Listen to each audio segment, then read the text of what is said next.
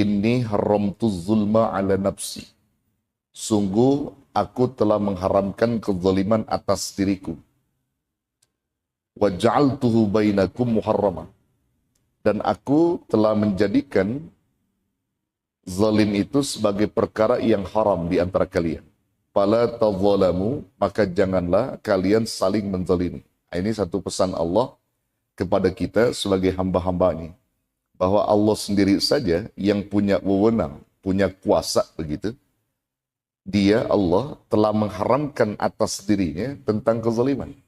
Bagaimana kalau manusia yang disebut dengan makhluk yang lemah di saat dia berbuat zalim, apalagi dia adalah makhluk yang sangat dilarang. Kalau diri Allah saja mengharamkan atas kezaliman, maka manusia pun amat sangat dilarang untuk berbuat zalim. Salah satu wasiat Allah kepada kita sebagai hamba-hambanya. Nah, karena itu saudaraku yang dirahmati Allah, berangkat dari firman Allah Subhanahu wa taala, Allah berfirman di dalam surah Al-Furqan ayat 19. Wa qala ta'ala wa may yadhlim minkum nuzikhu azaban kabira.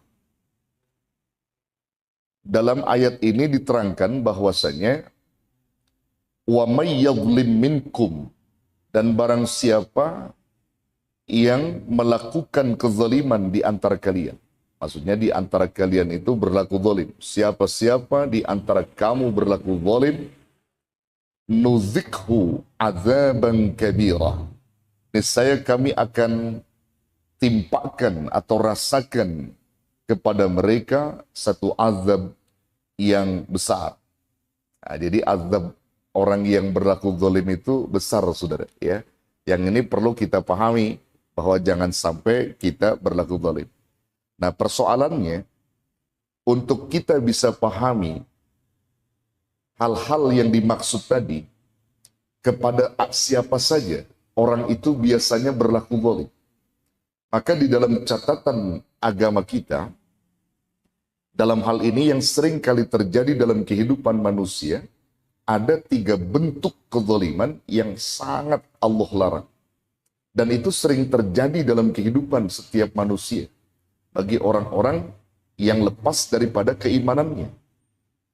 Jadi orang-orang yang melepaskan keimanan mudah untuk melakukan kezaliman. Nah, 3 bentuk kezaliman yang dimaksud itu apa saja? Yang pertama, 3 bentuk kezaliman, salah satu dari 3 itu.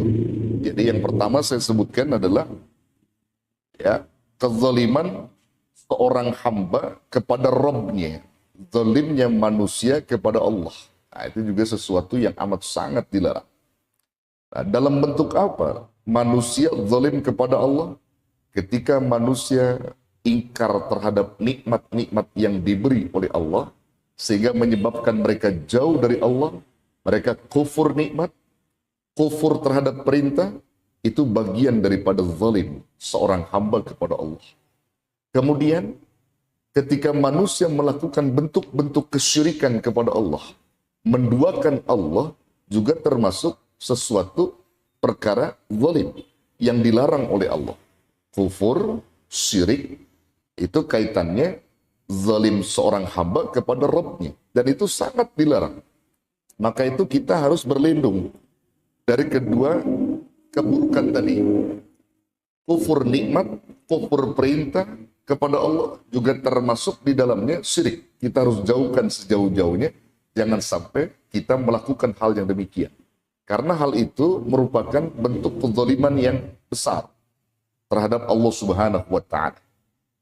Ketika manusia ingkar kepada nikmat dan ingkar kepada perintah, Allah telah jelaskan dalam Al-Quran surah Al-Baqarah ayat 259. Allah berfirman, wal kafiruna humudz zalimun. Orang-orang yang ingkar, orang-orang kafir ingkar kepada Allah. Ini kafir di sini bukan hanya orang di luar kita, tetapi juga ketika orang Islam, ya, orang Islam di saat dia mengakui Allah sebagai Tuhan, namun mereka tidak pernah mau ibadah kepada Allah, katakan mereka tinggalkan sholat, mereka tinggalkan perintah semua yang diperintahkan Allah, itu juga mereka dikatakan kufur, kafir. Ya, mereka juga termasuk orang kafir. Nah, jadi kufur. Jadi kufur disebutkan Allah, orang-orang kafir, orang-orang yang ingkar kepada Allah, mereka itulah orang-orang zalim. Tuh, orang zalim. Orang yang telah melakukan satu perbuatan tercela atau sesuatu yang dapat menutup kebenaran dalam diri dia. Nah, itu kan kita pernah bahas tentang zalim ya. Kata zalim itu diambil dari kata zalama. Zalama yazlim zulman. Ya. Zalama ini bermakna gelap. Ya. Jadi makna zalama itu artinya gelap. Nah, gelap yang diartikan di sini artinya gelap terhadap apa yang telah disyariahkan oleh Allah. Jadi kalau Allah telah mensyariahkan di dalam agama Islam yang dibawa oleh Rasulullah, bagi mereka gelap. Karena mereka gelap menerima syariah itu, sehingga apa yang mereka lakukan itu adalah satu kebenaran menurut nafsu mereka. Bukan menurut agama, tapi menurut nafsu mereka. Jadi secara makna dari kata zalam itu artinya gelap. Gitu ya. Ada lagi, kaidah menyebutkan bahwa zalim itu adalah menempatkan sesuatu yang tidak sesuai pada tempatnya gitu. Yang tidak sesuai pada tempatnya itu adalah kezaliman. Ya. Lawannya adalah adil. Ya, al-zalam lawannya itu al-adlu. Ya, al-adlu adil. Kalau adil itu adalah sesuatu yang bisa ditempatkan pada tempatnya. Jadi menempatkan sesuatu sesuai dengan tempatnya itu adil. Tapi kalau zalim menempatkan sesuatu tidak sesuai dengan tempatnya, itu lawannya, itu namanya zalim. Misalnya peci nih, peci tempatnya di mana? Di kepala. Ketika RT Iman misalnya menempatkan posisi peci itu di dengkul, itu zalim bukan? Zalim. Zalim. Jadi ketika peci ada di kepala, seperti itu. Ditempatkannya di dengkul, itu zalim. Nah, jadi saudara, menempatkan sesuatu yang bukan pada tempatnya itu disebut zalim. Nah, itu secara istilah, kaidah menyebutkan demikian. Nah, kalau kita buka dalam kamus-kamus ya, kata zalim itu sendiri banyak diartikan seperti bengis, kejam gitu ya. Kemudian tidak berperi kemanusiaan dan berperi keadilan. Nah, itu kita temukan dalam kamus gitu. Nah, karena itu adalah sesuatu perkara yang dilarang, maka kita akan jauhkan sejauh-jauhnya hal itu.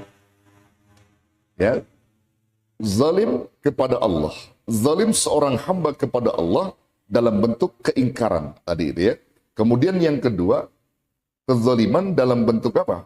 Kesyirikan. Nah, ini pun sesuai dengan wasiatnya Luqmanul Hakim kepada anaknya, yang dimana Luqmanul Hakim berwasiat kepada putranya agar menjauhi daripada sifat syirik kepada Allah.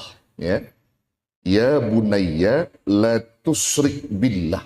Wahai anakku, jangan kau menyekutukan Allah. Mengapa? Inna syirka la zulmun azim. Karena sesungguhnya syirik itu merupakan kezaliman yang besar. Kezaliman yang besar. Nah, itu wasiat Luqman kepada putranya. Itu ada dalam surah Luqman ayat 13. Nah, itu yang pertama saudara ya.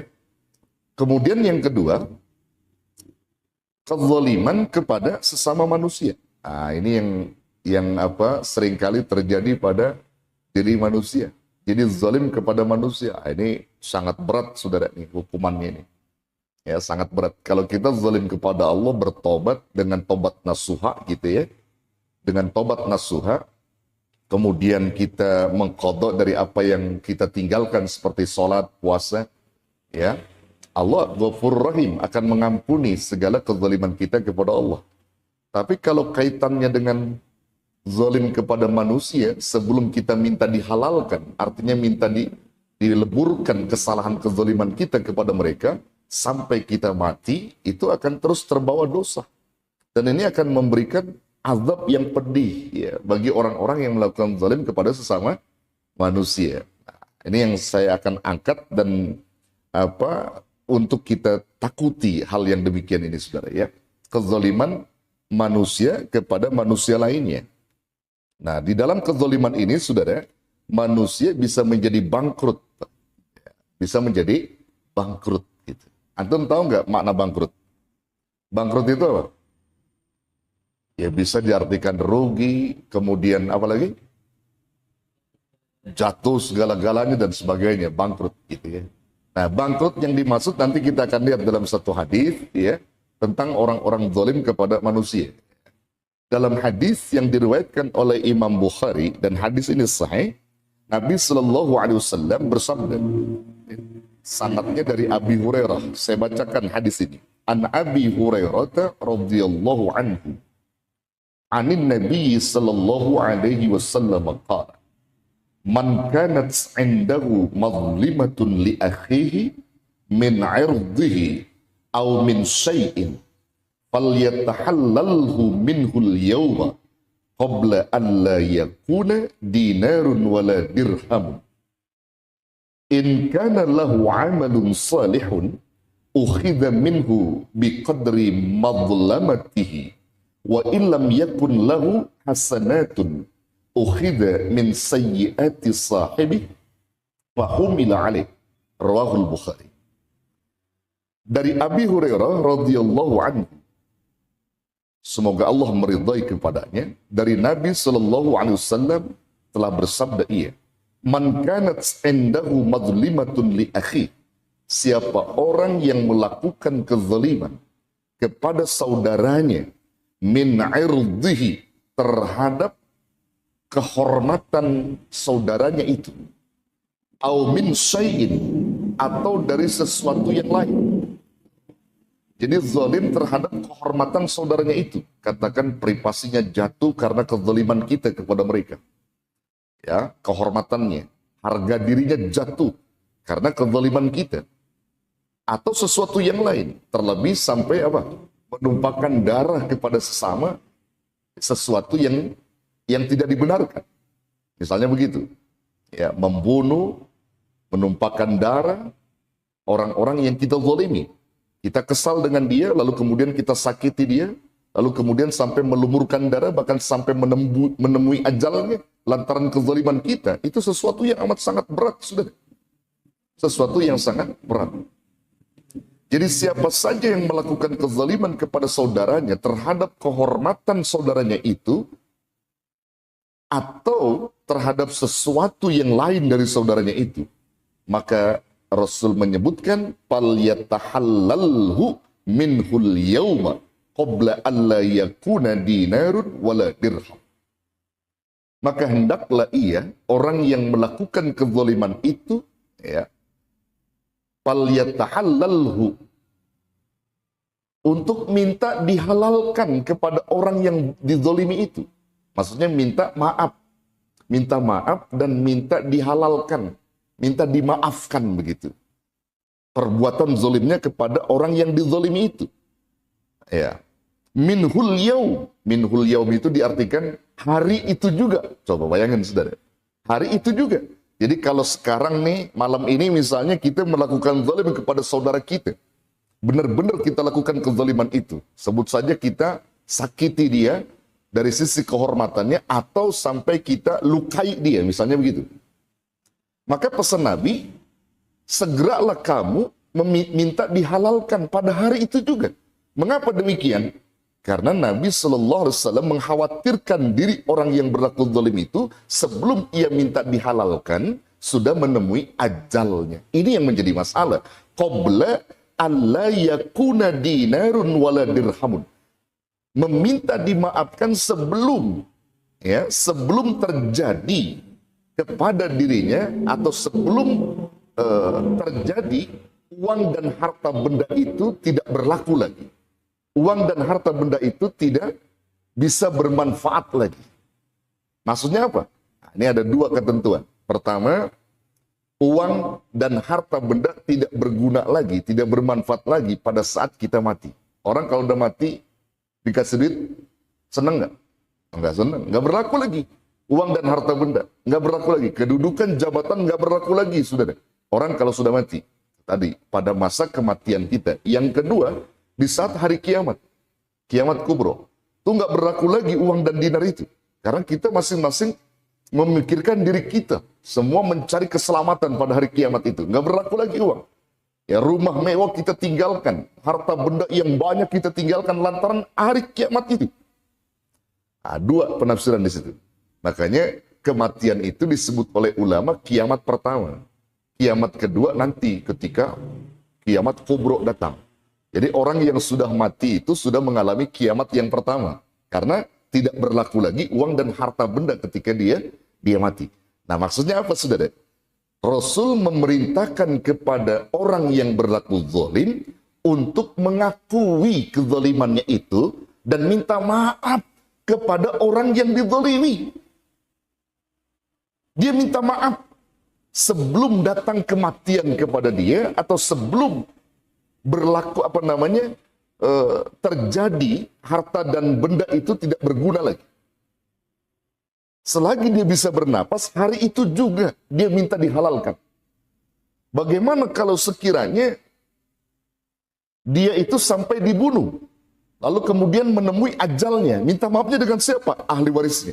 Datangi keluarganya, ya, lalu kemudian jelaskan sejelas-jelasnya sebelum terjadi hukuman yang nyata di hadapan Allah Subhanahu wa taala bahwa sesungguhnya kami yang membunuh mereka, kami yang menyakiti mereka, dan saya minta dimaafkan dan dihalalkan oleh ahli warisnya. Nah, sebelum nanti terjadi hukuman yang berat di sisi Allah Subhanahu wa taala. Masya Allah. Ini luar biasa saudara. Ya. Jadi sebelum terjadi hari kiamat atau terjadi kematian pada diri kalian, segera pelaku-pelaku zalim itu untuk minta dihalalkan kepada orang yang dizalimi kalau ternyata dia masih hidup. Kalau dia sudah meninggal kepada ahli warisnya. Nah. Kenapa sampai Nabi Shallallahu Alaihi Wasallam menegaskan seperti itu kepada pelaku-pelaku zalim? In kana lahu amalun salihun ukhidha minhu biqadri madlamatihi. In kana lahu amalun salih. Jika ada amal soleh bagi pelaku zalim, jadi amal soleh pelaku zalim itu, pahala-pahala amal soleh, jika dia ada pahala amal solehnya, dia pernah sholat, dia pernah puasa, dia pernah zikir, dia pernah tilawah, ada pahala di situ. Jika dia melakukan amal saleh, maka pelaku zalim amal solehnya itu kata Nabi ukhidha minhu biqadri madlamatihi, diambil oleh Allah sesuai kadar kezaliman kepada saudaranya, diambil dan diberikan amal pahala amal solehnya itu kepada orang yang dizaliminya. Masya Allah. Jadi amal soleh yang selama ini dia lakukan itu diambil sama Allah pahalanya, diserahkan kepada orang yang dizalimi atau korban. Wa illam yakun lahu hasanatun, jika orang yang menzalimi itu tidak ada kebaikannya, ukhidha min sayyiati sahibi, maka keburukan orang yang dizalimi, dosa-dosa orang yang dizalimi itu diambil oleh Allah lalu diserahkan kepada orang yang zalim. Fahumila alaih, lalu ditanggung dan dipikul oleh orang yang zalim. Masya Allah. Dahsyat saudara. Bangkrutlah dia. Itu yang disebut bangkrut saudara. Muflis. Bangkrut dia. Jadi pahala yang selama ini dia pupuk hilang saudara. Sebelum dia minta maaf, hilang. Karena diambil oleh Allah untuk orang yang dizalimi. Dan sementara dosa-dosa orang yang dizalimi diambil oleh Allah, diserahkan kepada orang yang zalim dan dipikul oleh dia. Kalau sebelum dimaafkan. Na'udzubillah summa na'udzubillah. Nah kalau begitu saudara, mending jadi pelaku zalim apa orang yang dizalimi? Mending mana? Posisi antum misalnya mending pelaku zalim apa yang dizalimi? Yang dizalimi. Antum mau dizalimi? Saudara yang dirahmati Allah. Ya kalau bahasa keuntungan memang yang dizalimi saudara, ya. Yang dizalimi untung saudara, untung. Yang pelaku zalim nggak untung. Itu besar dosanya saudara. Hati-hati melakukan zalim. Termasuk memotong hak-hak orang, sama. Memotong hak-hak orang. Itu zalim saudara. Apalagi sampai terjadi peristiwa-peristiwa yang tidak berperi kemanusiaan, tidak berperi keadilan, menyiksa, sebelum melakukan pembunuhan misalnya menyiksa, kemudian merampok harta bendanya, Masya Allah. Itu lebih berat lagi. Na'udzubillah, kita tidak pernah ingin menjadi posisi orang yang demikian. Kita harus berlindung kepada Allah Subhanahu wa Ta'ala. Di sini dia bisa selamat, tapi di akhirat tak akan pernah bisa diselamat. Hukum Allah nyata dan tidak akan pernah bisa direkayasa. Kalau manusia di dunia bisa mereka-reka, betul nggak? Iya, bisa mereka-reka. Dikit-dikit dia berdrama, dikit-dikit dia bersandiwara, itu di dunia. Tapi kalau di akhirat nggak bisa lagi, nggak ada lagi drama, nggak ada lagi sandiwara, saudara. Nyata semua, nggak bisa didramatisir, nggak bisa, gitu ya. Kalau di akhirat, kalau di dunia bisa saja, atau mendramatisir keadaan bisa saja, bisa saja. Tapi kalau di akhirat tidak akan pernah bisa, saudara. Nah, itu yang kedua ya. Lalu bagaimana bentuk kezaliman yang ketiga? Bentuk kezaliman yang ketiga ini bentuknya adalah kezaliman terhadap dirinya sendiri. Zalim terhadap diri kita juga nggak boleh, saudara. Ya kalau kita zalim sama diri kita bisa bertobat atas diri kita kepada Allah, Allah mengampuni, gitu ya. Bagaimana caranya? Apa bentuk yang dilakukan kezaliman terhadap diri sendiri? Mengotori dirinya dengan berbagai macam dosa, kemungkaran dan kemaksiatan yang dilakukan. Zalim terhadap matanya, yang seyogianya mata ini digunakan untuk melihat ilmu-ilmu Allah, untuk melihat Al-Quran, tapi justru mata ini lebih banyak dia gunakan untuk melihat hal-hal yang haram. Zalim. Telinga diciptakan Allah untuk mendengarkan ilmu-ilmu Allah dan ayat-ayat Allah, atau mendengarkan nasihat kebaikan, tapi justru lebih banyak dia dengarkan kepada perkara-perkara yang haram. Zalim telinganya. Tangan, kaki, semuanya digunakan untuk kebaikan atas perintah Allah, tapi justru dia gunakan bukan untuk kebaikan. Itu namanya dia zalim atas dirinya sendiri. Itu ada dalam Al-Quran, ya, di dalam surah Al-Baqarah ayat 57 Allah berfirman, ketika manusia melakukan zalim yang menurut mereka dia zalim katanya kepada Allah, misalnya dia zalim atas dirinya, ya, di atas zalim dirinya, tapi dia mengklaim bahwa dia nggak melakukan zalim. Ya, dia nggak melakukan zalim. Padahal dia itu adalah orang yang zalim pada dirinya. Sampai di dalam Quran disebutkan wa ma zalamuna walakin kanu anfusahum yadhlimun. Wa ma zalamuna, dan tidaklah mereka melakukan zalim kepada kami, kata Allah. Dia tidak melakukan zalim kepada kami kalau mereka tinggalkan sholat, mereka tinggalkan puasa misalnya. Atau mereka katakan melangkahkan kakinya pada perbuatan-perbuatan maksiat. Dia tidak zalim kepada kami, kata Allah. Walakin akan tetapi kanu anfusahum yadhlimun. Mereka itu semua melakukan zalim kepada diri mereka sendiri. Jadi kalau kita salah langkah itu bukan kita zalim kepada Allah, zalim pada diri kita sendiri. 3 bentuk kezaliman ini adalah sesuatu yang sangat dilarang oleh Allah Subhanahu wa Ta'ala. Kezaliman manusia kepada Allah, kezaliman manusia kepada manusia lainnya, dan kezaliman manusia kepada dirinya sendiri. Ini 3 bentuk kezaliman yang sangat dilarang oleh Allah Subhanahu wa Ta'ala.